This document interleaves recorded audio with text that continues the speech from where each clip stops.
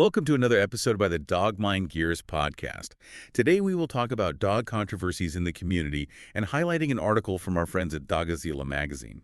And honestly, today is going to be intense because imagine you bring home a new dog, you buy the absolute most expensive, like grain-free food on the market, you invest in this high-tech electronic collar, and you take them to the dog park every single day to get them socialized. Right, which sounds like you're doing everything by the book. Exactly. You think you're doing everything perfectly, but then you find out that according to actual modern canine science, you might be, well, slowly damaging their heart, destroying their psychological trust in you, and basically exposing them to chronic stress. So welcome to the deep dive. Yeah, it's a really harsh reality to confront, but that's exactly what we're unpacking today. The landscape of modern dog ownership is, it's just an absolute minefield of conflicting information. It really is. And because our dogs obviously cannot speak for themselves, human emotions run incredibly high when we try to advocate for their well-being.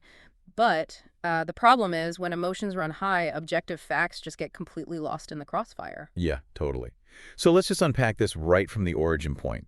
Because before a dog even enters your home, you're faced with this massive acquisition dilemma. The whole adoption versus breeding debate, which is so polarized. Oh, incredibly polarized. Right. And I want to push past the basic, adopt, don't shop slogans here. Because the science of how a dog is brought into the world really deeply affects the animal you end up trying to manage. So let's talk about the actual biological and genetic realities of this choice. Sure. So if we look at the pro-breeding argument through a strictly biological lens, preservationist breeders aren't just making puppies, they're acting as genetic architects. Genetic architects, yeah. The entire goal is predictability. So when you look at a well-bred golden retriever, you're not just looking at a dog, you're looking at generations of a calculated coefficient of inbreeding, or COI. Wait, what does COI actually mean in practice? It basically tracks how closely related the ancestors are. Responsible breeders track the COI to ensure they aren't concentrating recessive mutations that lead to things like hip dysplasia or progressive retinal atrophy. They're doing OFA joint testing, running full genetic panels. Right. So when you go to one of these breeders, you're essentially paying for a highly predictable genomic blueprint. Okay, but let me just play devil's advocate here for a second. If preservation breeders are constantly restricting who can mate with who just to maintain a specific breed standard, aren't they actively shrinking the gene pool? I mean, we hear about the genetic bottleneck all the time. Isn't creating this closed genetic loop fundamentally opposed to, well, biological resilience? That is a fantastic point, and it's actually the exact criticism that a lot of veterinary geneticists bring up. A closed stud book absolutely creates a genetic bottleneck. Right, because there's nowhere for new DNA to come from. Exactly. When you select heavily for a specific aesthetic trait, say like the exaggerated slope of a German Shepherd's back, you inadvertently drag along linked genes that might code for neurological issues or immune deficiencies. In genetics, we call this genetic hitchhiking. It's exactly why we see super high rates of specific cancers in Bernese mountain dogs or cardiac issues in Dobermans. That makes so much sense. A truly ethical preservation breeder is constantly trying to navigate this by occasionally utilizing outcrosses. But the breed club politics around maintaining, purity often heavily resists that. Right. It becomes about the ribbon, not the dog. Right. Which brings us to the other side of the coin, adoption. And we all know the sociological argument, right? Millions of dogs in shelters, the ethical imperative to give them a home. Yeah, absolutely. But let's talk about the behavioral genetics of a rescue dog. Specifically, dogs pulled from unethical commercial breeding facilities, basically puppy mills. There is this huge epigenetic factor here that I think a lot of first-time owners are just completely unprepared for. Yes, epigenetics is the absolute key here. It's the study of how behaviors and environments can cause actual changes that affect the way genes work. So trauma literally changes their DNA expression. Exactly. So if you have a mother dog living her entire life in a tiny wire cage in a commercial breeding facility, she is in a state of chronic, inescapable distress. Her HPA axis, it's the hypothalamic pituitary adrenal axis, is constantly firing. Just flooding her system. Right, flooding her system with cortisol. And that cortisol actually crosses the placental barrier to the puppies. So the puppies are literally being bathed in stress hormones before they even take their first breath. They are. So those puppies are often born with a completely altered stress response baseline. Their threshold for arousal is incredibly low, meaning it takes very, very little stimulus for them to panic. Wow. So when a well-meaning owner adopts one of these dogs, they're often totally baffled as to why the dog is, like, terrified of a ceiling fan or why they just cannot settle down in the living room. They think, oh, they just weren't socialized. Right, but it isn't just a lack of socialization, it's that their actual neurobiology has been hardwired for hypervigilance from the womb. See, that totally reframes the entire concept of the rescue narrative. Mm-hmm. You aren't just bringing home this eternally grateful companion. You might be taking on an animal that requires really intensive behavioral rehabilitation. Exactly. It's almost like, well, it's like choosing between buying a brand new car with a solid warranty versus restoring a classic car that has, like, severe water damage in the engine. Both are totally valid choices, but the level of mechanical knowledge you need for the rescue is entirely different. That is a perfect analogy, and that's really the crux of the whole acquisition debate that the Dogoscilla magazine article points out. The ultimate goal is matching the right dog to the right home. Right, responsible ownership. Yes. If you adopt, you must be prepared to work through potential epigenetic behavioral baggage with just immense patience. And if you buy, you have a strict moral obligation to interrogate the breeder's genetic testing protocols. So you don't inadvertently fund the commercial operations that are creating those hypervigilant shelter dogs in the first place. Precisely. You have to be accountable. Okay, so moving on. Once that dog is actually chosen and in your home, we hit another massive friction point where human preference directly alters canine biology. I'm talking about body modifications, specifically ear cropping and tail docking. Yeah, this is a really heated one. It's a debate where human aesthetic tradition clashes violently with modern veterinary neurology. Well, the traditionalist view always argues that these modifications serve a working purpose, right? Like docking a terrier's tail so it doesn't get injured while diving into badger holes, or cropping a livestock guardian's ears so wolves can't grab them. That's the historical argument, yes. But let's just look at the actual demographics of dog ownership today. I mean, the vast majority of Dobermans with cropped ears are sleeping on memory foam beds in suburban living rooms. Yeah, they're definitely not defending feudal estates from wolves anymore. Right. So the working dog defense falls apart pretty quickly for the average owner. It really does. And the American Veterinary Medical Association strongly opposes these procedures when they're done just for cosmetic purposes. They explicitly point out that there is no scientific evidence that cropping prevents ear infections, which is this long-held myth in the dog community. I've heard that myth so many times. Yeah, it's completely unsupported, but what's really fascinating here is the impact this has on canine communication. When we alter these features, we aren't just changing how the dog looks, we are literally amputating their primary social semaphores. Yes. Let's talk about the canine ethogram. Because dogs don't just communicate vocally with barks and growls. They're incredibly nuanced visual communicators. Absolutely. A dog's tail and ears are intricately connected to muscle networks that broadcast their internal emotional state to the world. Right. It's not just wagging means happy. Far from it. The base of the tail, the carriage, the speed of the wag, a slow, stiff wag, means something entirely different than a loose, circular helicopter wag. So when you dock a boxer's tail down to a tiny stump, you remove its ability to clearly signal appeasement or arousal to another dog. It's like forcing the dog to try and speak a language while wearing a mask that covers their entire face. Yeah. Other dogs just can't read their micro-expression. That's exactly what it is. I've actually seen this happen at the vet clinic. A dog with a docked tail and cropped ears approaches another dog, and the second dog instantly goes on the defensive. They just start barking aggressively because they literally cannot read the first dog's intentions. It artificially creates this high-tension social encounter. And beyond the communication barrier, we also have to consider the neurology of the procedure itself. The tail isn't just an appendage, it is the terminal end of the canine spine. That's horrifying to think about when you consider they just snip it off puppies. It really is. Severing it involves cutting through skin, cartilage, nerve endings, and bone. And studies in veterinary neurology indicate that some dogs experience chronic neuropathic pain or even phantom limb syndrome at the amputation site, much like humans do after losing a limb. Oh, wow. So they could be living with this low-grade, constant pain their entire lives. So what does this all mean for the listener? It means you have to ask yourself a hard question. Yeah. If you're deciding on a breed that traditionally has these modifications, you have to ask yourself if you're willing to compromise your dog's ability to communicate with its own species and risk long-term nerve pain. strictly to adhere to a visual aesthetic. Exactly. Because when we actively impair a dog's ability to communicate socially, we set them up for behavioral failure. And when a dog begins displaying behavioral issues like reactivity, anxiety, aggression, Mm. the human naturally steps in and tries to fix it, which bridges us directly into probably the most volatile arena in the entire dog world. Oh, yes. How we shape their behavior. The training battleground. Right. And for this deep dive, I want to bypass the basic definitions. I mean, our listeners know what a treat is and they know what a choke chain is. Right, they know the tools. Let's dig into the actual psychological mechanisms of how dogs learn.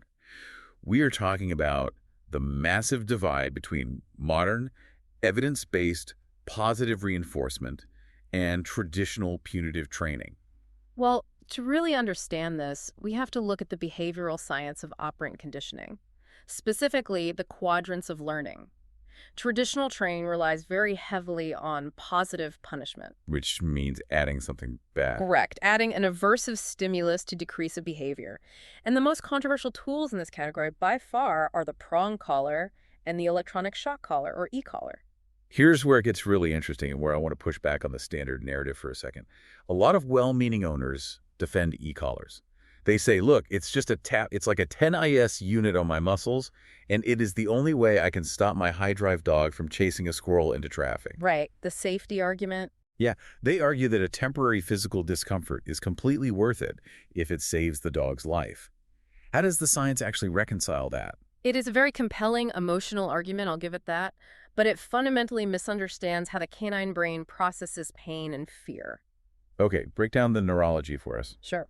When a dog receives a shock or a sharp, sudden pinch from a prong collar, the amygdala, which is the brain's fear center, is instantly activated.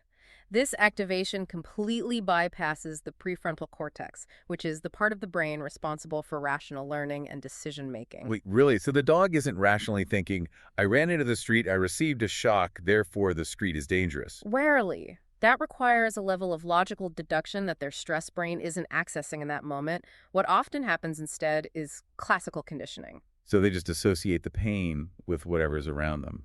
Exactly. The dog associates the sudden, unexplained pain with whatever they happen to be looking at in that exact millisecond. So if your dog is running toward the street, but they happen to be looking at a child on a bicycle when you hit the shock button, Oh, no. the dog doesn't associate the pain with the street, they associate the pain with the child. So you haven't taught them street safety at all. You've just inadvertently manufactured a fear-based aggression toward children. That is absolutely terrifying. It's a complete misfire of the associative learning process. It happens all the time. It reminds me of like a workplace analogy. If a boss screams at you in a language you don't even speak every single time you make a typo on a report, you don't magically learn the correct spelling. No, you don't learn anything productive. You just learn to be absolutely terrified of the boss. Yeah. Your cortisol levels stay permanently elevated, and you're just working out of pure self-preservation, not collaboration. That's brilliant, yes. And that elevated cortisol has a massive physiological cost. The Dogzilla article points out that these punitive methods can lead to severe psychological harm over time. Like what? What's the end result of that? In behavioral science, we call the long-term result of this learned helplessness. The dog eventually stops offering any behaviors at all because they are just so terrified of making a mistake and being corrected. So they look like a good, obedient dog, but inside they're... Internally, they are completely shut down. It's compliance through depression, basically. So if positive punishment just masks the symptom but rots the foundation of trust, the alternative has to be building the behavior from the ground up, using evidence-based, force-free methods. Yes. We need to contrast this by focusing on positive reinforcement and also negative punishment, which sounds bad, but it simply means removing a desired reward, like your attention, when the dog makes the wrong choice. Right. No pain involved. If we want long-term emotional stability, we have to teach the dog what to do rather than constantly punishing what not to do. And doing this successfully requires understanding threshold levels. Okay, please explain threshold levels for the listener, because I feel like this is the absolute secret sauce to actually modifying behavior, especially for first-time owners trying to build trust. It really is. A threshold is basically the tipping point. It's the point at which a dog is so overwhelmed by a stimulus, whether it's a deep fear of another dog or this intense predatory drive toward a squirrel, that their autonomic nervous system takes over. They enter fight or flight. Yes. Once they cross that threshold, they literally cannot hear your commands. Their brain is offline for learning. Traditional punitive training tries to punish the dog while they are already over threshold, which is useless. Because you can't punish an involuntary panic response. Exactly. Modern training, on the other hand, focuses on keeping the dog under threshold. You find the distance where they notice the trigger but can still cognitively process information, and then you heavily reward them for choosing to disengage from the trigger and look back at you. And a massive part of keeping them under that threshold is understanding their really subtle body language, right? We expect our dogs to understand our complex English sentences, but we are often completely illiterate when it comes to their language. It's so unfair to them, honestly. Because long before a dog growls or lunges, they are basically screaming that they are uncomfortable. Yes, they exhibit what we call displacement behaviors. Huh. This is crucial for first-time owners to learn. Lip-licking when there's no food around, yawning when they clearly aren't tired. The whale eye, right, where you can see the whites of their eyes. Yes, whale eye is a huge red flag. Yeah. Or a sudden, tight, closed mouth with a furrowed brow. If a listener takes nothing else away from this deep dive, it should be to study these micro-expressions. Because recognizing those signs builds trust. Exactly. Recognizing a lip lick and actively creating distance from a scary trigger builds an immense amount of trust. The dog learns, okay, my human listens to my whispers, so I don't need to shout by biting. It's a beautiful way to put it. This individualized approach to behavior isn't just about training commands like sit and stay. It's about holistic emotional management. And one of the most underutilized tools for managing a dog's emotional well-being, especially for shy rescues, is engaging their biology through scent work. Oh, scent work is phenomenal. It connects beautifully to canine anatomy. You see, a dog's primary way of interpreting the universe is through their olfactory system. Their sense of smell. Right. While humans have about 6 million olfactory receptors, a dog can have up to 300 million. Their olfactory bulb, the part of the brain dedicated to analyzing smells, is proportionally 40 times larger than ours. So when we take them on a standard neighborhood walk Yep. and just rush them along, not letting them sniff the fire hydrant or the grass, we're basically blindfolding them and dragging them through an art museum at top speed. That is exactly what it feels like to them. We view the walk as purely physical exercise, but for the dog, sniffing is rigorous cognitive mathematics. So how do we implement this at home? Incorporating scent games like snuffle mats or hiding specific scents like birch or clove around the house for them to find has a profound physiological effect.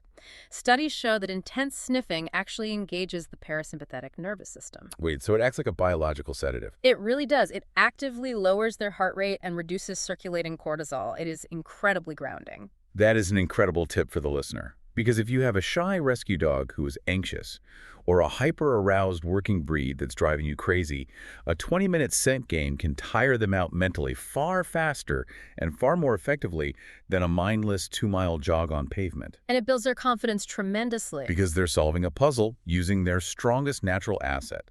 They feel competent. Okay, so we can't discuss a dog's biological foundation, their neurochemistry, and their behavior without discussing what actually fuels that entire system. Right. Because if the gut microbiome is out of balance, the brain is out of balance. Which brings us directly into the billion-dollar controversy of canine nutrition. The whole premium grain-free diet versus standard kibble debate. This is where marketing completely overshadows science. It really does.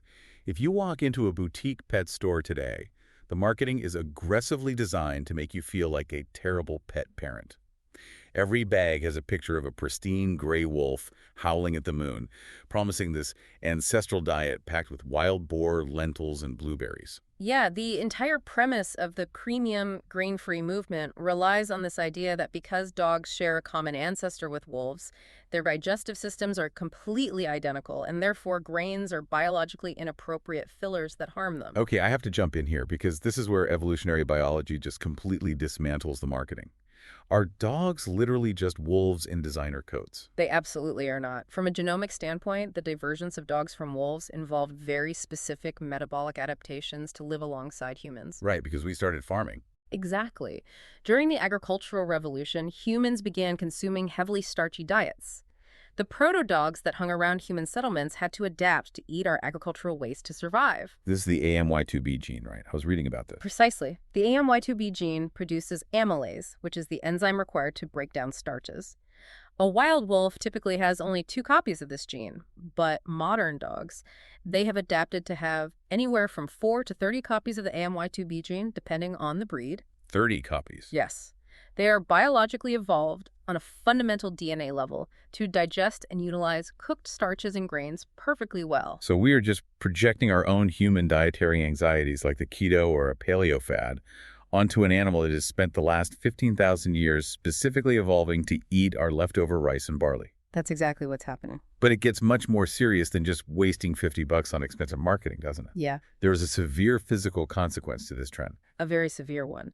A few years ago, the FDA launched a massive investigation into a potential link between boutique, grain-free diets and dilated cardiomyopathy, or DCM, in dogs. And DCM is basically heart failure, right? Right. It's a condition where the heart muscle becomes thin and weakened, leading to congestive heart failure and often sudden death.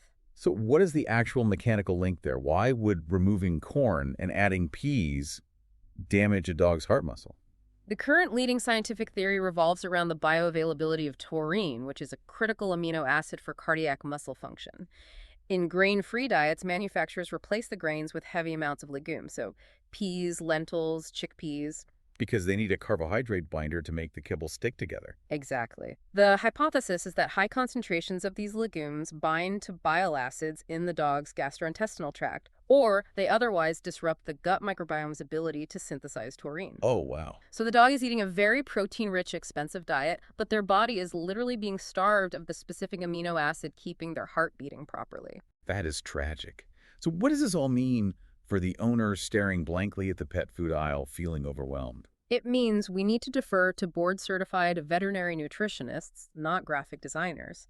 The Dogazilla article underscores that standard, well-researched diets, formulated by companies that conduct long-term feeding trials, are often vastly safer than boutique brands following the latest human food trend. So unless your dog has a specific vet-diagnosed grain allergy, Which is actually quite rare, yeah. feeding grain-free simply because the bag looks fancy is a biological gamble. It is so relieving to hear that. You don't need to mortgage your house to feed your dog well. Focus on the science, not the guilt. Precisely. Okay, so we've dissected the controversies inside the home, how we get them, how we train them, and what we feed them. But what happens when our dogs leave the living room and step into society? The way human legislation treats our dogs is perhaps the most consequential debate of all. We're talking about breed-specific legislation, or BSL. Right. These are municipal laws that ban or severely restrict the ownership of specific dog breeds, primarily targeting bully breeds like pit bulls, but it often extends to Rottweilers, Dobermans, and Mastiffs. Yes, entire cities will just ban them outright. The stated intention of BSL is to protect the community and reduce dog bites. Yeah. But let me play devil's advocate again. If we acknowledge that genetics play a role in behavior, that pointers point, retrievers retrieve, and herding dogs herd, why is it so controversial to suggest that breeds historically developed for dogfighting or guarding might be genetically predisposed to cause more damage and therefore should be restricted? It is a totally valid question, and it requires us to separate motor patterns from abnormal aggression. Genetics do influence motor patterns, the stalk, chase, grab, and bite sequence. Like a border collie stalking sheep. Right. A terrier is highly motivated to chase and grab. However, hyperaggression toward humans or a complete lack of bite inhibition is considered a severe behavioral flaw across all breeds. It is not an innate characteristic of a specific breed. Right. And visual identification of these banned breeds is completely flawed anyway. Most pit bulls sitting in shelters are multi-generational mixed breeds. Exactly. DNA studies routinely show that shelter staff, veterinarians, and animal control officers are wildly inaccurate at identifying a dog's primary breed based purely on phenotype or physical appearance. They just look at a blocky head and guess. Yep. So BSL ends up confiscating and euthanizing mixed breed dogs that simply have a blocky head and short hair, regardless of their actual genetic makeup or behavior history. And let's look at the statistics. Do these bans actually work to keep cities safer? The data is definitive. They do not. The CDC, the AVMA, and the American Bar Association all strongly oppose BSL because empirical evidence from municipalities that enacted bans showed zero decrease in overall dog bite incidents. Not at all. None. BSL gives a community a false sense of security while completely ignoring the actual root causes of dog bites. Which are what? If breed isn't the primary factor, what is actually causing a dog to bite someone? Dog bites are the result of a complex web of environmental and human factors. Is the dog intact or neutered? Are they kept tethered on a heavy chain in the yard 247, which creates intense barrier frustration? Right. A dog tied to a tree goes crazy. Exactly. Have they been socialized? Are the owners actively supervising interactions with young children? BSL is essentially a human attempt to find a simple visual scapegoat for the highly complex societal problem of irresponsible pet ownership. So if BSL is a proven failure, what are the safety alternatives? How do we actually protect communities? The Dogzilla article mentions that community-based solutions are the way forward. We absolutely must replace breed bans with breed-neutral, dangerous dog laws. How do those work? These laws target the individual dog's behavior and hold the owner strictly accountable. If an owner allows a golden retriever to repeatedly roam off-leash and act aggressively, that owner faces heavy fines, mandatory behavioral assessments for the dog, and strict muzzling requirements in public. That makes so much more sense. It compares the effectiveness of breed bans, which just penalize innocent dogs sitting on couches, against individual dog behavior assessments, which actually isolate the true threats in a neighborhood. Yes. And we pair that accountability with robust public education. Teaching children how to read canine body language, knowing not to hug a strange dog, not to approach a dog while it's eating or sleeping, that drastically reduces bite incidents. But changing municipal law requires organized human effort. How does a listener actually launch a local pet welfare advocacy group to fight BSL or implement these better laws? Because it sounds daunting. It requires tactical civic engagement. The first practical step to successfully launch a local dog welfare advocacy group is to build a truly inclusive support network. So not just an echo chamber. Exactly. You don't just want pit bull owners protesting. You want the golden retriever owners, the poodle owners, local groomers, and veterinarians. Form a broad coalition because an attack on one breed sets a legal precedent to eventually restrict any breed. Right, it's a slippery slope. Yeah. And when you start organizing local meetings to promote these better laws, you have to be strategic. So what's some actionable advice for leading productive discussions at these neighborhood or council meetings? You must bring data, not just emotion. When communicating humane treatment standards to local community boards, provide the official policy statements from the AVMA and the CDC, present the City Council with a pre-written, breed-neutral, dangerous dog ordinance. Do the work for them. Exactly, and show them the financial cost of enforcing a breed ban, the immense cost of kenneling confiscated dogs, fighting the inevitable constitutional lawsuits, all of it. Compare that to the revenue generated by simply enforcing leash laws and licensing fees. Money talks. It really does. If you provide a clear, economically sound, and safer alternative, local council members are far more likely to engage. It's all about shifting the narrative from fear to responsibility. Okay, speaking of the community level, let's talk about the most chaotic public sphere a dog owner ever navigates. The dog park. It is the absolute Wild West of canine culture. Oh, the dog park is an incredibly polarizing environment among professionals. The perceived pros for the owner are obvious. Off-leash freedom, running off excess energy, and owner socialization. Right, you get to stand around and drink coffee. But from a behavioral and ethological standpoint, the dog park is an environment rife with immense risks. I always compare the dog park to a crowded, thumping nightclub. It is loud, completely unpredictable, the energy is at an absolute 10, and everyone is just bumping into each other. Now, a highly social, confident extrovert might thrive in that nightclub. But if you drag an introvert or someone who is insecure and easily overwhelmed into the middle of that dance floor, they're going to have a full-blown panic attack. The analogy perfectly illustrates the concept of trigger stacking. Trigger stacking, yes. Let's get into that. You are taking dozens of strange dogs with varying play styles, different communication skills, and varying levels of resource guarding, and you are throwing them all into a confined, fenced area. It's unnatural. Let's talk about the biology of that stress, too.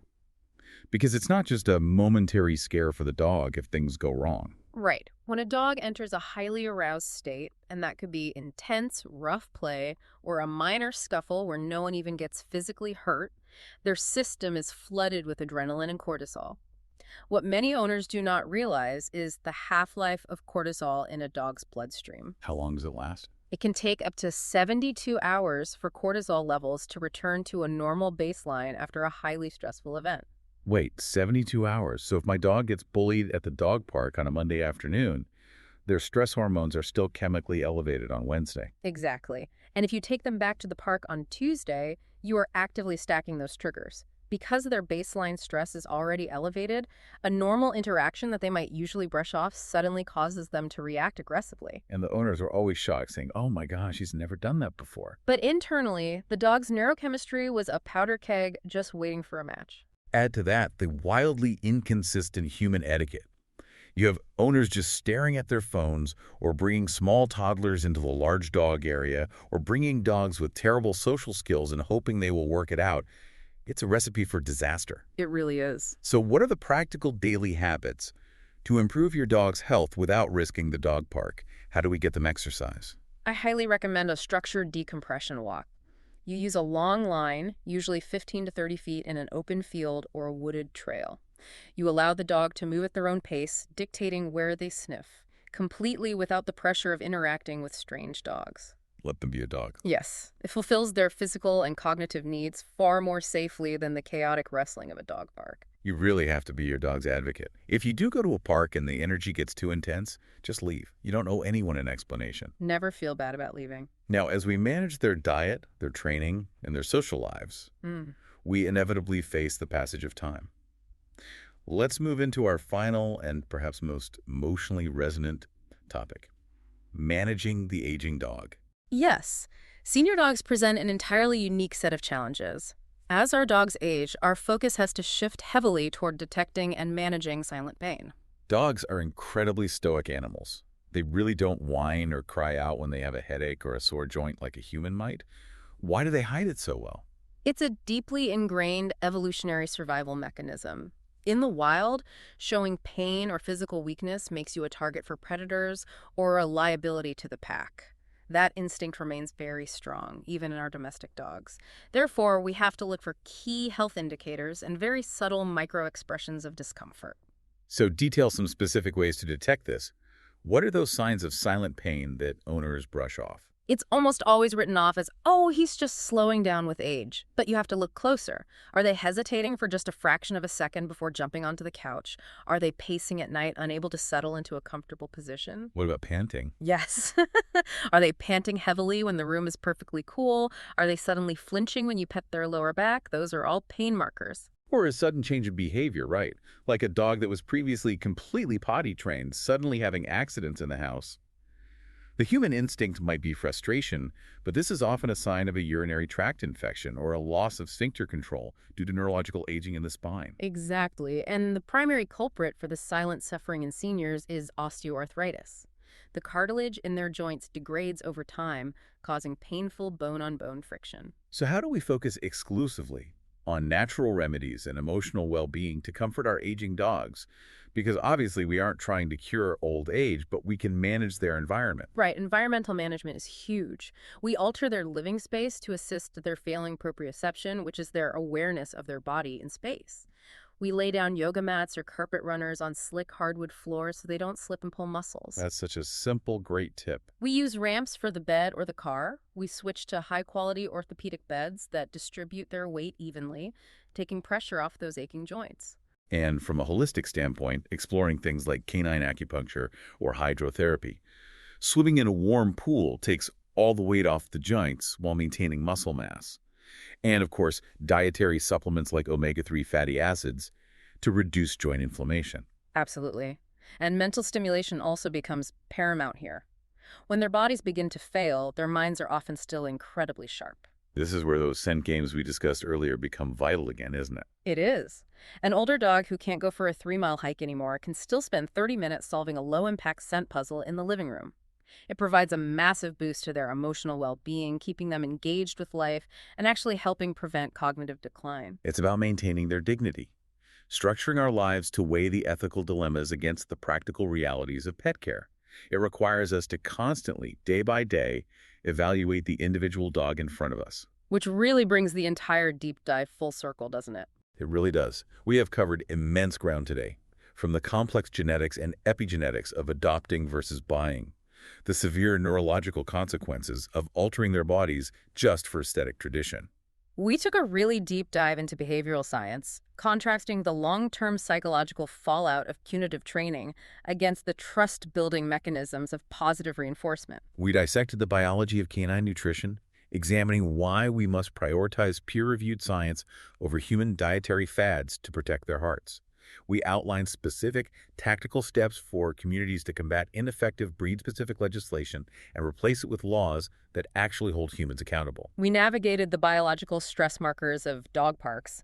And finally, we explored how to detect silent pain and provide holistic, compassionate care for our senior dogs. And when you look at this entire landscape, a very clear, profound theme emerges. Every single dog controversy we have unpacked today is actually a human controversy. That is the ultimate truth of this entire discussion. The dogs are simply operating on the biology, the genetics, and the environment we provide for them. The controversy lies entirely in human egos, human marketing, and human legislation. Whether it's forcing a closed genetic loop just to win a ribbon at a dog show, buying premium food out of manufactured guilt, using a shock collar for a quick fix because we lack the patience to teach a threshold, or passing laws that ban specific breeds out of generalized fear. The responsibility, the failure, and the success always trace back to the exact same place. The human on the other end of the leash. Exactly. It is a massive responsibility. The provocative thought to leave you with, to mull over the next time you look at your dog, is to critically examine your own motivations. Are you making choices for your dog based on their biological and emotional reality? Or are you making choices based on convenience, societal pressure, or your own aesthetic preference? That honesty with yourself is what separates a dog owner from a true canine advocate. The murky waters of modern dog ownership don't just clear up on their own. We have to wade in, read the science, understand their language, and consistently put the animal first. It requires lifelong learning. But the bond you build when you finally understand how to speak to them and how to advocate for them is worth every single ounce of effort. We hope that this episode would inspire further talks in the community, as these topics are very important, as our friends at Dogzilla magazine say. To foster an informed and compassionate dog community, we need to reflect on diverse viewpoints, engage in constructive dialogues, and uphold responsibility for dogs' welfare.